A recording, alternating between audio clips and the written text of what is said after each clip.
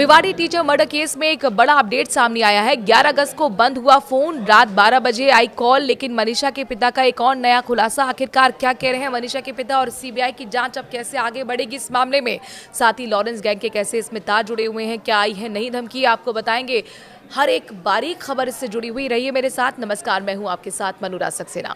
भिवानी में मनीषा मौत मामले में पुलिस के लिए हत्या या आत्महत्या की गुत्थी सुलझाने के साथ साथ उसका मोबाइल फोन भी ढूंढना पहेली बना हुआ है। मनीषा के लापता होने के बाद उसकी मौत के 9 दिन बाद भी पुलिस मोबाइल फोन बरामद नहीं कर पाई है। मनीषा का शव बरामद होने के दौरान पुलिस ने मौके से उसका दुपट्टा, जूती और कई तथ्य जुटाए थे, लेकिन उसका मोबाइल फोन अभी भी ढूंढा नहीं गया है। मनीषा के पिता संजय ने बताया था कि उसकी बेटी मनीषा 11 अगस्त की सुबह घर से प्ले स्कूल जाने के लिए निकली थी। उस समय उसका मोबाइल भी उसके पास था। उसी दिन दोपहर बाद 3:08 पर बेटी का फोन बंद था। फिर शाम 6:26 पर बेटी का फोन खुला था। इसके कुछ देर बाद फिर फोन बंद हो गया था। बेटी जिस कॉलेज में दाखिला के लिए गई थी, उस कॉलेज में डायल 112 की टीम भी चलाई गई थी, लेकिन वहां 3 कर्मचारी शराब के नशे में थे, जिन्होंने बेटी के बारे में कोई जानकारी नहीं दी। उसी शाम लोहारू पुलिस थाना में भी वो गए थे और जहां उन्हें ये कहकर लौटा दिया गया था कि शादी का सर्टिफिकेट लेकर बेटी लौट जाएगी।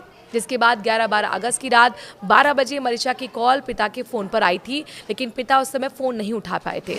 बाद में जब पिता ने मनीषा की कॉल देखी तो तुरंत फोन मिलाया, लेकिन फोन बंद आया। हालांकि मनीषा की मौत के बाद एसआईटी के तहत 6 अलग अलग टीमें जांच कर रही हैं और अब ये मामला सीबीआई तक पहुंच चुका है। अगर पुलिस मनीषा का मोबाइल फोन बरामद कर उसकी जांच करती है तो मौत से जुड़े कई और राज सामने आ सकते हैं, क्योंकि मनीषा के लापता होने के बाद भी पिता और भाई के फोन पर 2 बार कॉल आई हैं, लेकिन किसी ने मनीषा की उस समय बात उनसे नहीं हो पाई और मनीषा पिता को क्या बताना चाहती थी और वो कहाँ थी, ये सभी बातें फोन मिलने पर ही खुल पाएंगी। उसके मोबाइल फोन के डेटा से भी पुलिस को कुछ सुराग हाथ लग सकते हैं। तो हरियाणा के भिवानी में 19 साल की शिक्षिका मनीषा की मौत को लेकर लगातार बवाल मचा हुआ है। इस हत्याकांड को लेकर जनता में आक्रोश है। सरकार और पुलिस ने कहा कि वो मनीषा और उसके परिवार को न्याय दिलाने के लिए लगातार काम कर रही है। इस बीच अब इस केस में लॉरेंस बिश्नोई गैंग की एंट्री हो गई है। भिवानी में मनीषा हत्याकांड पर बिश्नोई गैंग ने पोस्ट करके बड़ी चेतावनी जारी की है। बिश्नोई गैंग ने कहा है कि अगर पुलिस इंसाफ नहीं दिलवा पाई तो वो कातिल को मौत के घाट उतार देंगे। क्या कुछ कहा बिश्नोई गैंग ने, जरा विस्तार से जानिए। भिवानी में हुए मनीषा हत्याकांड को लेकर लॉरेंस गैंग की पोस्ट सामने आई है। पोस्ट में गोल्डी ढिल्लो और लॉरेंस बिश्नोई ने लिखा है कि अगर हरियाणा पुलिस इंसाफ नहीं दिला पाई तो हम कातिल को मौत के घाट उतार देंगे। लॉरेंस और रोहित गोदारा दोनों गैंग मनीषा हत्याकांड के जरिए हरियाणा में अपने वर्चस्व का दावा ठोक रहे हैं।